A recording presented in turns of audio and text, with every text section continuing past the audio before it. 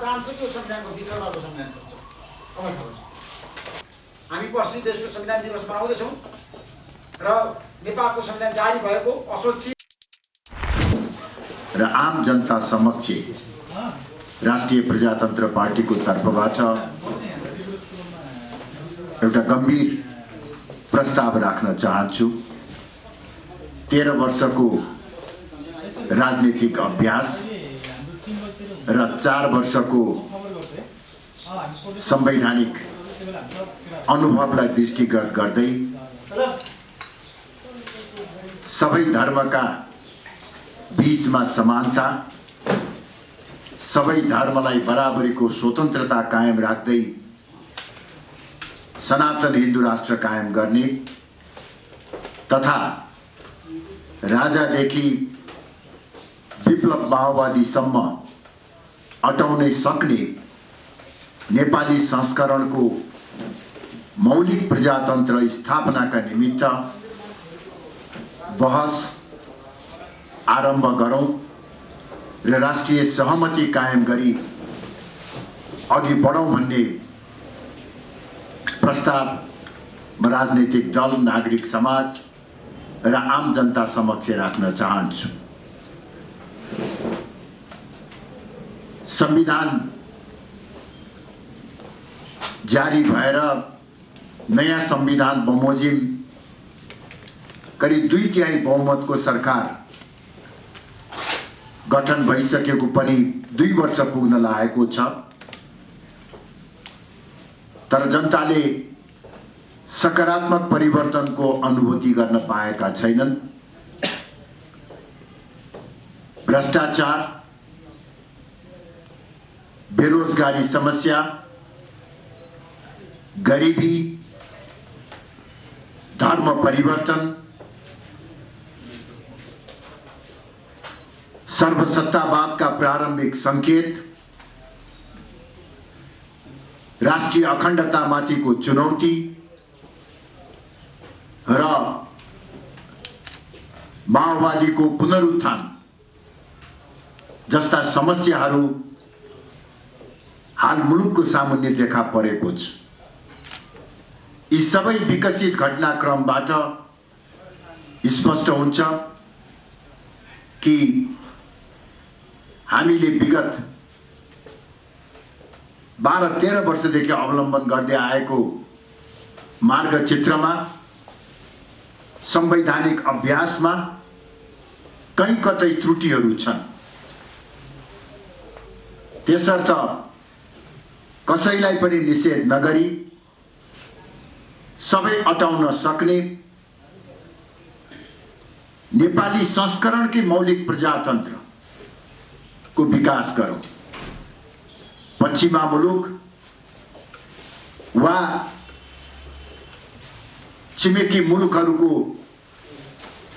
अन्धानुकरण गरेर जानुको सट्टा नेपालको प्राचीन गौरव, वैदिक कालदेखिका मूल्य र मान्यताहरूबाट समेत अभिप्रेरणा लिएर राजनीतिक सामाजिक व्यवस्था स्थापना गर्नु उपयुक्त हुन्छ भन्ने हामीलाई लागेको छ। जहाँसम्म राप्रपाको प्रश्न छ, सबैलाई थाहा छ कि नेपालको संविधान 2072 संविधान सभामा निर्णयार्थ प्रस्तुत हुँदा विपक्षमा मतदान गर्ने एकमात्र पार्टी तत्कालीन राप्रपा नेपाल थियो। तर 90% भन्दा बढी बहुमतबाट संविधान पारित भएपछि जनताको सर्वोच्चता, प्रजातान्त्रिक मूल्य र मान्यतालाई आत्मसात गर्दै आफ्ना फरक मतलाई कायम राखेर राप्रपाले संविधानलाई आलोचनात्मक समर्थन गर्यो। संविधान र संवैधानिक व्यवस्थासँग सहकार्य गरेर अघि बढ्ने नीति अवलम्बन गर्यो। र संविधानमा हस्ताक्षर गरेर यो संविधानमा आफ्नो पनि स्वामित्व कायम गरेको छ। हाम्रा केही मूलभूत मान्यताहरूमा मतभेद छ। हिन्दू राष्ट्र, राज संस्था, सुदृढ स्थानीय स्वायत्ता जस्ता विषयमा हामी अहिले पनि प्रतिबद्ध छौँ, तर यी मूल्य र मान्यताहरू स्थापित गर्नको निमित्त विद्रोहको बाटो होइन, संविधानकै परिधिभित्रबाट जनताको अभिमत प्राप्त गरेर प्रजातान्त्रिक ढङ्गबाटै गर्नु पर्दछ र गर्न सक्दछ भन्ने हाम्रो मान्यता हो र यो मान्यतामा हामी अहिले पनि निरन्तर प्रतिबद्ध छौँ। फरक मतका बावजुद संविधान निर्माणमा हामीले रचनात्मक सकारात्मक भूमिका निर्वाह गर्यौं। अब संविधान कार्यान्वयनमा पनि आफ्नो फरक मत कायम राख्दै हाम्रो सकारात्मक सहयोग हुने कुरा म विश्वास दिलाउन चाहन्छु। जहाँसम्म ऋषिजीले उठाउनु भएका अन्य केही प्रसङ्गहरू छन्,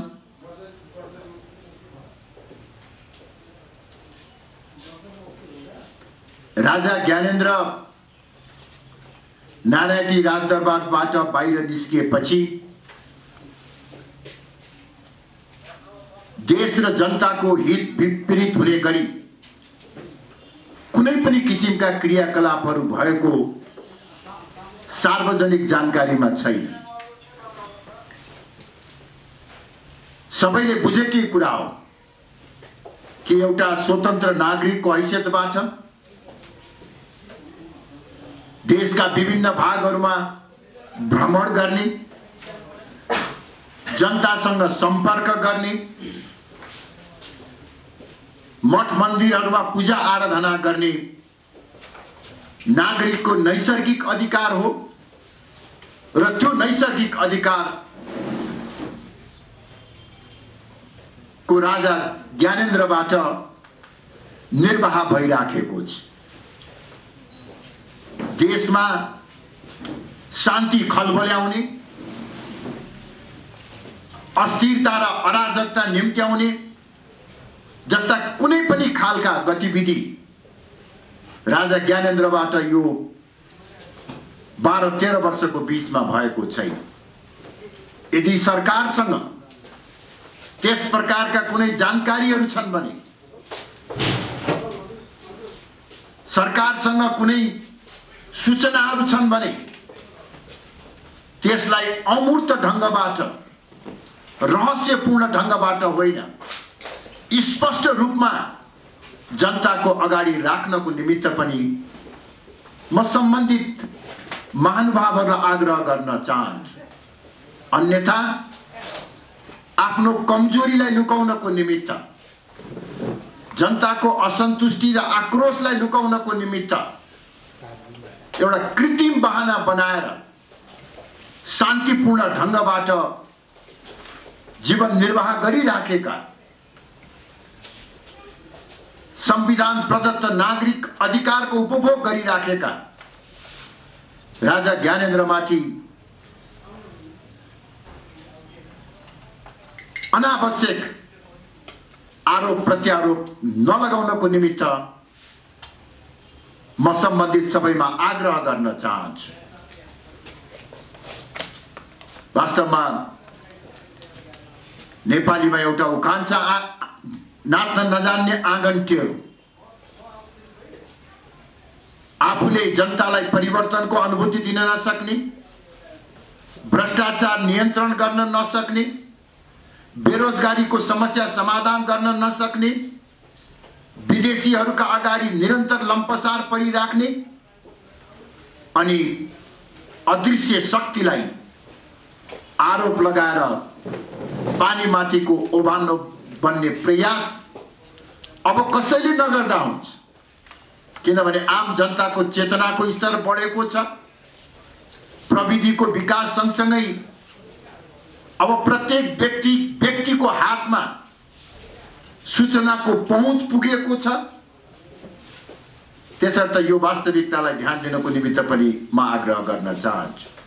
ऋषिजीले भ्रष्टाचार लगायतका केही विषयहरूको पनि प्रसङ्ग उठाउनु भएको छ। विगत केही वर्षदेखि म यो सरकारलाई मात्र दोष दिन चाहन्न, करिब 1 दशकदेखि नेपालमा योजनाबद्ध र सङ्गठित रूपले भ्रष्टाचार भइराखेको छ। ठुला व्यापारी, ठुला कर्मचारी र ठुला नेताहरूको त्रिकोणात्मक गठबन्धन खडा गरेर मुलुकमा ब्रह्मलुट मचाउने काम भइराखेको छ। एनसेल कर छली प्रकरण,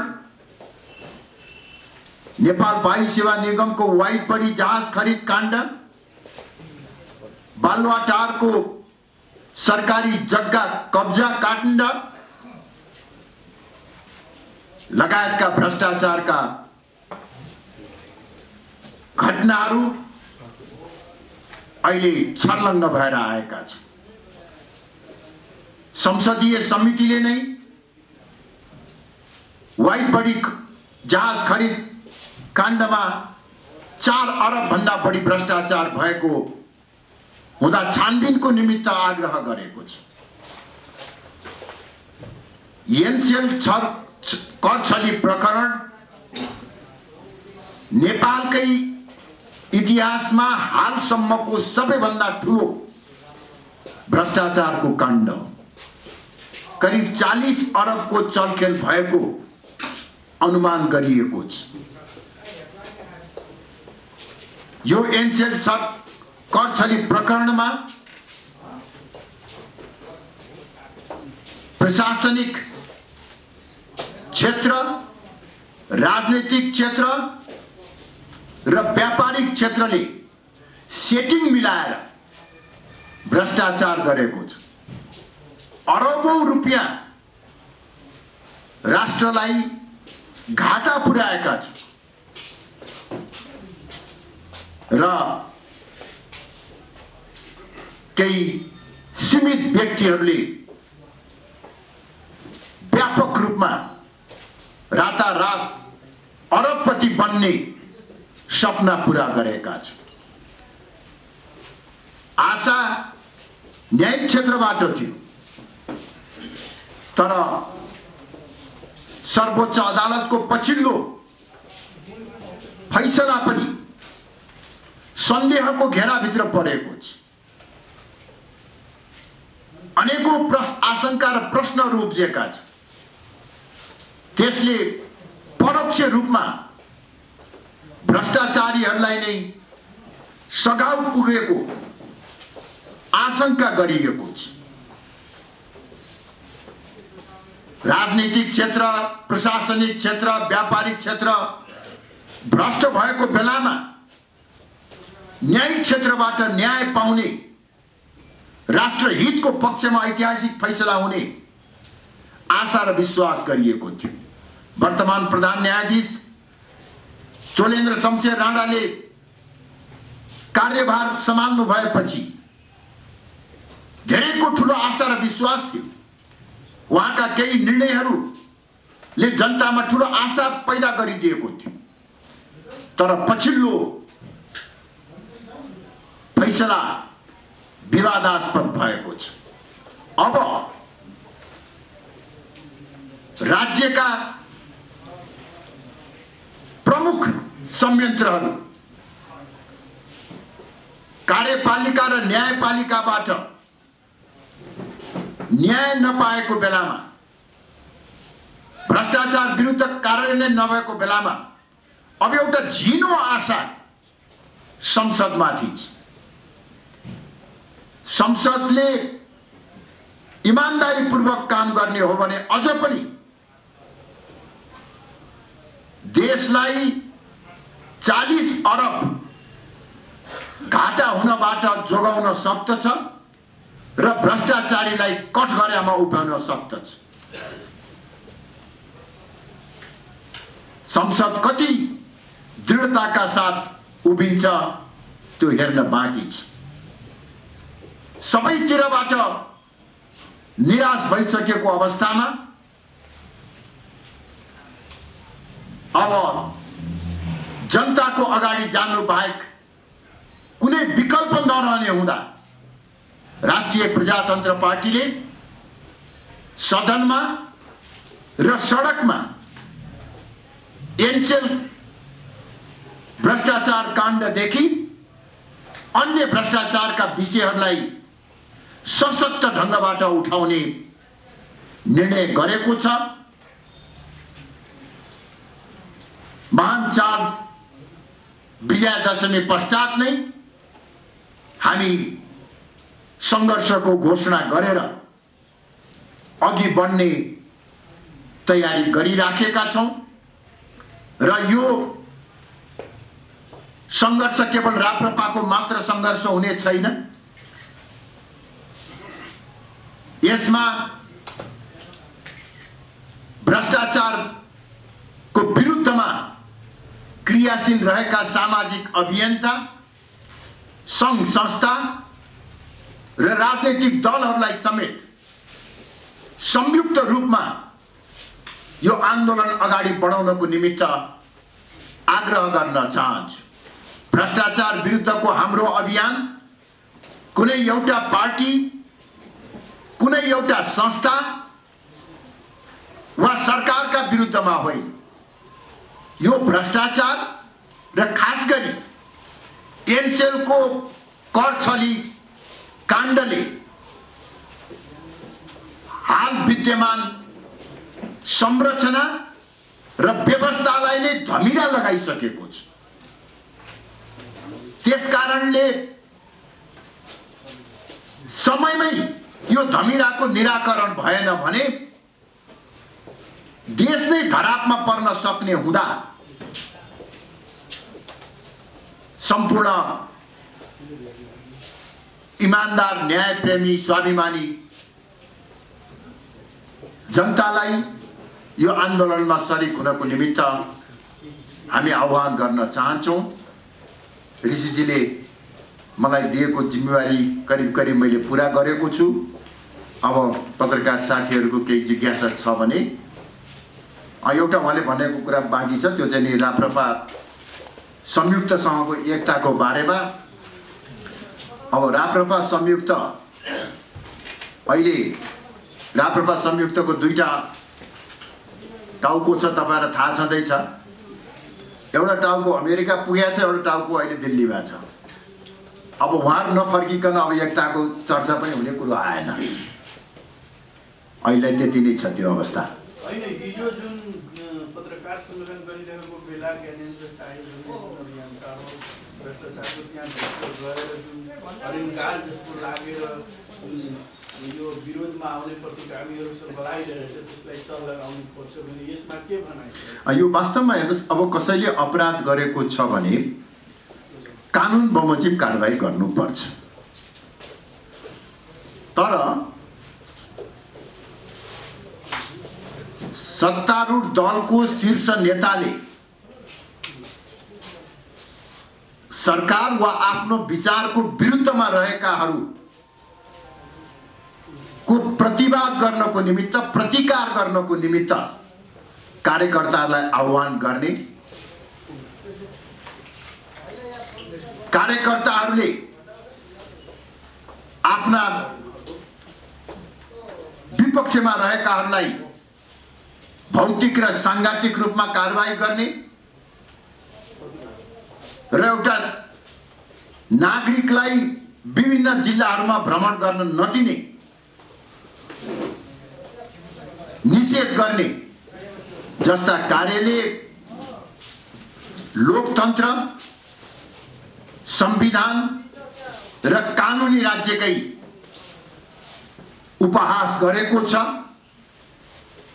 यसतर्फ सचेत रहनको निमित्त म सम्माननीय प्रधानमन्त्री र विशेष गरी सत्तारूढ दललाई आह्वान गर्न चाहन्छु।